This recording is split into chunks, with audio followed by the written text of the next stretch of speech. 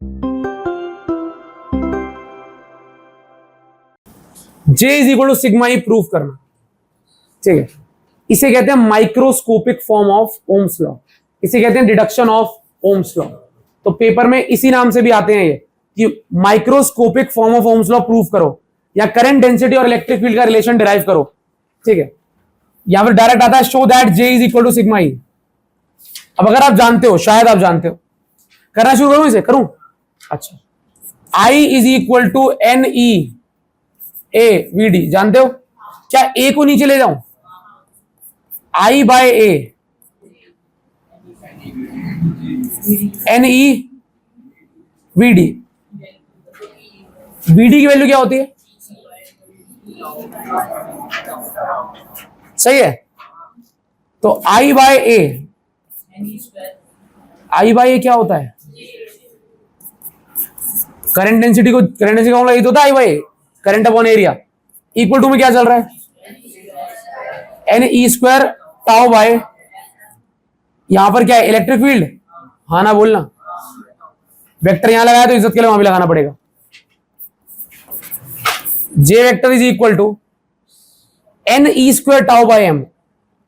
अब मुझे यहां पे दर्शाना पड़ेगा अलग से कि एम अपॉन एन ई स्क्वायर टाउ ये तो होती है रेजिस्टिविटी, लेकिन अगर मैं इसका उल्टा कर दूं n E square tau by m तो वो होती है कंडक्टिविटी। ये पता है उल्टा करने पे क्या आती है? तो ये जो पूरा नीला सर्कल है इसकी जगह क्या पुट हो सकता है? सिग्मा इनटू, देखिए J is equal to sigma E. मैं एक प्रश्न बताता हूं, ये 2015 मेरे फिजिक्स पेपर में आया था, और प्रश्न कैसा था? उसने बोला करंट डेंसिटी और सिग्मा का प्लॉट कर रखा है, करंट डेंसिटी और ई का। तो उसने मुझे प्लॉट दिया करंट डेंसिटी और ई का, और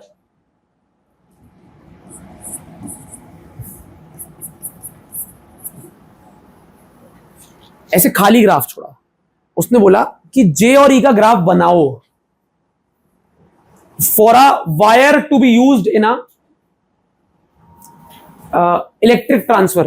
पावर हाउस से जो बिजली हमारे घर में आती है उसमें तार यूज करते हैं, उस वो वाला तार जो है उस तार के लिए J और E का ग्राफ बनाओ, ठीक है। और सेम ही ग्राफ में क्या बनाओ, एक और तार के लिए जो हमारे गीजर में, गीजर है ना हमारा घर का गीजर होता है, उसमें जो एलिमेंट यूज होता है हीटिंग एलिमेंट, उसकी तार के लिए भी J और E का ग्राफ बनाओ। और दोनों ग्राफ एक ही ग्राफ के अंदर बनाने, एक ही एक्स वाई एक्सिस के अंदर, और फिर बताना है कि कौन सी तार वो वाली है और कौन सी तार ये वाली है और क्यों। दिस वाज 2 मार्कर क्वेश्चन 2015, ठीक है, आउटसाइड दिल्ली वाले पेपर में। अब आपको क्या करना है? आपको ग्राफ प्लॉट करना आना चाहिए, क्या बनेगा, और जो बिजली सप्लाई के लिए तार यूज होती है और जो हीटिंग एलिमेंट में तार यूज होती है, उन दोनों के लिए ग्राफ में अलग अलग बातें क्या होंगी वो दोनों बनानी है। और बनाने क्या, तो उन ग्राफ में दर्शाना है कि क्यों आपका हीटिंग एलिमेंट का ग्राफ ऐसा बना है, दूसरा वाला ग्राफ ऐसा बना है, जैसा ही बना है क्यों बना है, ठीक है। क्वेश्चन समझ में आया? आपको J is equal to sigma E, या J और E का ग्राफ बनाना है, J और E का graph for 2 different wires, one used in transmission, second used in heating elements. अब दोनों वायर अलग अलग काम कर रही है, एक गर्मी प्रदान कर रही है और एक वायर बिजली ट्रांसफर करने में काम आ रही है। दोनों वायर का J और E का ग्राफ अलग अलग क्यों बनेगा, पहले तो ये दिमाग में आना चाहिए आपके। क्या पता सेम बने, ट्रिक क्वेश्चन होते हैं बहुत ज्यादा आजकल, क्या पता सेम बन रहा हो और अलग अलग बन रहा है, तो जस्टिफाई करो आपने कौन सा ग्राफ को कौन सा डिनोशन दिया और क्यों दिया। आपने क्यों बोला कि ट्रांसमिशन वायर का ऐसा बनेगा, दूसरे वाले का ऐसा बनेगा, क्यों? ये पूछा गया था 2 नंबर का क्वेश्चन। करें? अब यार एक बात याद रखो, J is equal to sigma E होता है, ठीक है। तो क्लियर बात दोबारा बताता हूं, क्लियर बात बोल रहा हूं कि जब भी किसी ग्राफ को आप बनाते हो तो उस ग्राफ का जो स्लोप होता है वो बताता है y वाली क्वांटिटी अपॉन x वाली क्वांटिटी की वैल्यू। y वाली क्वांटिटी अपॉन x वाली क्वांटिटी की वैल्यू बताता है ग्राफ का स्लोप। दुनिया में कोई भी ग्राफ उठा लो, अगर आपसे कोई पूछे इस ग्राफ का स्लोप क्या बता रहा है, आप कहोगे y वाली क्वांटिटी जो y एक्सिस दे रखी है अपॉन x, इसको डिवाइड करके जो भी चीज आती है ना वो बता रहा है मेरा स्लोप। अब यहां पे y में क्या है j, z में क्या है x में क्या है e, तो इन दोनों को डिवाइड करके j बाय e करके कुछ आता है क्या? सिग्मा आता है ना। j बाय e से क्या आएगा? तो मतलब इस ग्राफ का जो स्लोप होगा वो क्या बताएगा? सिग्मा। सिग्मा मतलब कंडक्टिविटी। क्या? कंडक्टिविटी। क्या ये डायरेक्टली प्रोपोर्शनल है जे और ई आपस में? जे और ई डायरेक्टली है ना? तो बचपन में आपने पढ़ा होगा है डायरेक्टली ग्राफ कैसा बनता है? Straight line. कैसा? तो ग्राफ तो स्ट्रेट लाइन बनेगा, ऐसा और ऐसा, बिल्कुल सीधी लाइन। लेकिन ये जानना जरूरी है कि कौन सी लाइन किसकी होगी। आप मुझे अब बताओ, जे और ई का जो ग्राफ होता है उसका स्लोप क्या बताता है? कंडक्टिविटी बोलो ना यार। क्या? कंडक्टिविटी। क्या? अच्छा एक बात पूछूं, अगर मैं इसका नाम ए रख दूं, इसका नाम बी, तो किसकी कंडक्टिविटी ज्यादा है? किसका स्लोप ज्यादा है?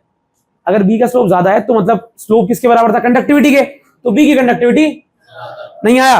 अब ये तो बता लिया मुझे कंडक्टिविटी कौन से ग्राफ की ज्यादा है, पर क्वेश्चन ने बोला इनमें से कौन सा ग्राफ है जो ट्रांसमिशन वायर का होगा और कौन सा ग्राफ है जो हीटिंग एलिमेंट का होगा। अब जान लो, हीटिंग एलिमेंट की रेजिस्टेंस बहुत ज्यादा होता है। हीटिंग एलिमेंट गर्म क्यों करता है? क्योंकि रेजिस्टिविटी बहुत ज्यादा है।